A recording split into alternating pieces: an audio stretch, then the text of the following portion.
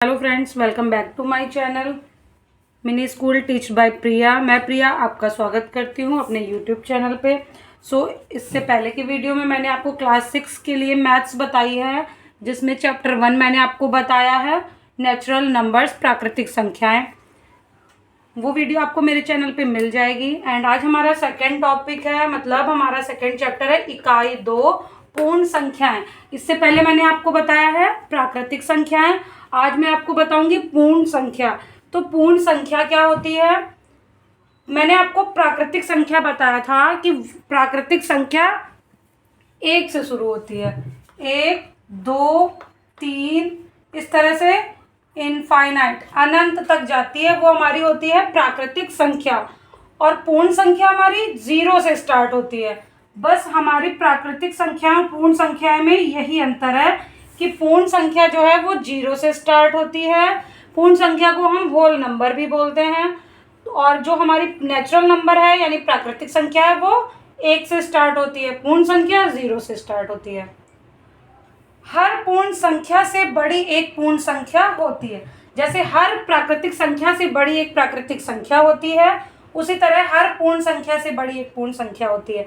For example 1 है हमारी पूर्ण संख्या, इसके आगे हम जाएंगे तो 2, 2 के बाद हम जाएंगे तो 3, 3 के बाद जाएंगे 4, 5, इस तरह से बढ़ती ही जाएगी। हमारी संख्याएं जो हैं वो बढ़ती जाएंगी। तो हर पूर्ण संख्या से बड़ी एक पूर्ण संख्या होती है। कोई भी पूर्ण संख्या सबसे बड़ी पूर्ण संख्या नहीं होती है। बिल्कुल सही। जैसे कि मैंने आपको जैसे मैंने आपको प्राकृतिक संख्या में बताया था, एक एग्जांपल मैंने दिया था 9999। इस तरह से क्या आप सबसे बड़ी संख्या ये हो सकती है? आप कह सकते हैं? नहीं कह सकते। इसमें हमने और 9 लगा दिया, ये और बड़ी संख्या हो गई, और 9 लगाते गए और बड़ी संख्या हो गई। तो कोई भी प्राकृतिक संख्या सबसे बड़ी संख्या नहीं होती, उसी तरह कोई भी पूर्ण संख्या सबसे बड़ी पूर्ण संख्या नहीं होती। तो अब इसका चैप्टर 2A अभ्यास 2A स्टार्ट करते हैं। अभ्यास 2A में सबसे पहला क्वेश्चन है कि सबसे छोटी पूर्ण संख्या बताइए। सबसे छोटी पूर्ण संख्या बतानी है। तो अभी मैंने आपको बताया कि पूर्ण संख्या कहाँ से स्टार्ट होती है? 0 से। तो सबसे छोटी पूर्ण संख्या हमारी कौन सी हो जाएगी? 0 हो जाएगी।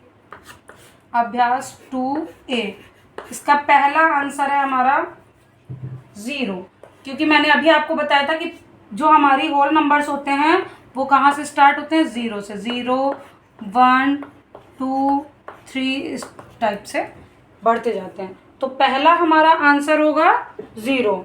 दूसरा हमारा क्वेश्चन पूछा है संख्या रेखा पर निम्नांकित पूर्ण संख्याओं को प्रदर्शित कीजिए। कुछ संख्याएं दी गई हैं, 0 से 7 तक संख्या दी गई है, उसे हमें संख्या रेखा पर, तो हम एक ऐसे संख्या रेखा बना लेंगे, एक ऐसे लाइन बना लेंगे। और पूर्ण संख्या हमारी 0 से शुरू ही होती है। तो 0 1 2 3 4 5 6 7 और हम इसे 7 तक प्रदर्शित कर देंगे। तो ये हमारा सेकेंड क्वेश्चन हो गया। सेकेंड क्वेश्चन का हमारा ये आंसर हो गया। नेक्स्ट हमारा थर्ड है। थर्ड क्वेश्चन में क्रमागत संख्या पूछी गई है। क्रमागत संख्या क्या होती है? पहले आप ये जान लीजिए कि क्रमागत संख्या क्या होती है। क्रमागत संख्याएं होती हैं जो क्रम से चलती हैं।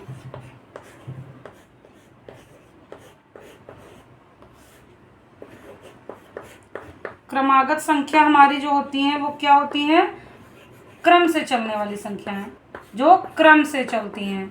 जैसे हमने 6 से स्टार्ट किया, 6 7 8 9 10 इस तरह से ये भी चलती जाती हैं, क्रम से चलती हैं।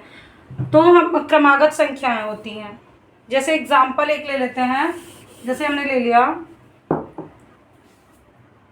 6 7 8, ये 3 नंबर ले लिए।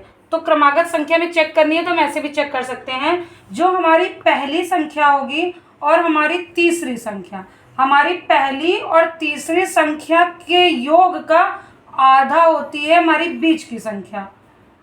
इन दोनों के योग की ये आधी होती है। कैसे? जैसे यहाँ पे 8 + 6 कर लेंगे तो 8 में 6 जोड़ेंगे तो कितना आएगा? 14 आएगा। और इसकी आधी होती है। तो 14 का आधा हमारा 7। तो ये देखिए 7 आ गया। तो क्रमागत संख्या में से चेक भी कर सकते हैं कि पहली और तीसरी संख्या की योग की आधी होती है हमारी दूसरी संख्या। तो चलिए नेक्स्ट क्वेश्चन देख लेते हैं। क्वेश्चन में क्या पूछा है।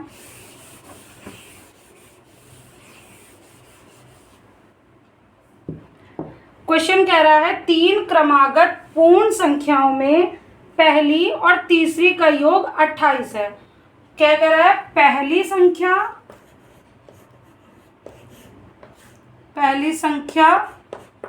और तीसरी संख्या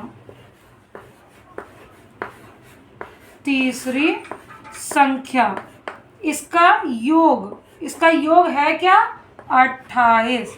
पहली संख्या और तीसरी संख्या का योग है 28। हमें संख्या ज्ञात करनी है। 3 क्रमागत संख्या हैं, तो 3 क्रमागत संख्याओं में पहली और तीसरी का योग 28 है। तो हमने दूसरी संख्या अभी कैसे निकाली थी, अभी मैंने एक एग्जांपल दिया था 6, 7, 8।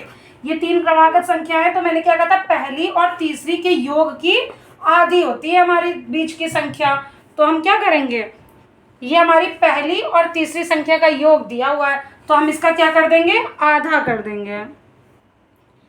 पहली और तीसरी संख्या के योग का आधा कर देंगे। तो इसका योग क्या है, 28, और 28 का हम आधा कर देंगे, 2 से यानी भाग दे देंगे, तो क्या आ जाएगा, 14।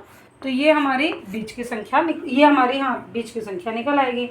और ये हमारी दोनों संख्या आ गई, पहली और तीसरी, ये हमारी दूसरी संख्या निकल आई। नेक्स्ट क्वेश्चन देखते हैं।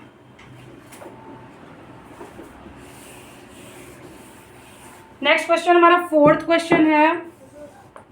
4th क्वेश्चन में क्या कर रहा है कि यदि 3 क्रमागत पूर्ण संख्याओं में मध्य की संख्या 39 है, ये पहली संख्या हो गई, ये बीच की संख्या हो गई, और ये तीसरी संख्या।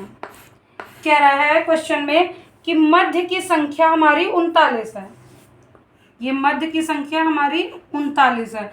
तो क्रमागत संख्या है, तो हम बहुत ईजिली इसको लिख लेंगे।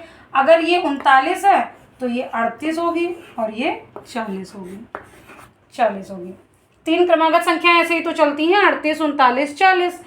तो अगर हमारी बीच की संख्या 39 है, तो दोनों संख्याएं, पहली संख्या हमारी 38 होगी और तीसरी संख्या हमारी 40 होगी।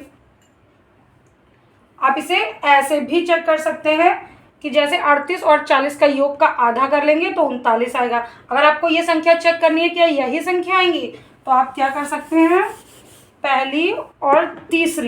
पहली संख्या और तीसरी संख्या का योग का आधा कर लीजिए। तो हमारी पहली संख्या हमने क्या लिखी है, 38, और तीसरी 40, और इसका हम कर लेंगे आधा। तो 38 और 40 को आप जोड़ लीजिए, तो हमारा क्या आएगा, 78, और 78 का हम आधा करेंगे तो क्या आ जाएगा, 2 से इसको भाग दे देंगे, तो हमारा 39 आ जाएगा। तो बीच की संख्या हमारी 39 थी, तो पहली संख्या हमारी 38 और दूसरी संख्या 40। इस तरह से हम चेक भी कर सकते हैं। सो ये हो गया हमारा चौथा क्वेश्चन। नेक्स्ट हमारा क्वेश्चन नंबर 5, 5वां क्वेश्चन। प्राकृतिक संख्याओं के समूह में, प्राकृतिक संख्या क्या होती है, 1, 2, 3, 1 से स्टार्ट होती है, डैश डैश।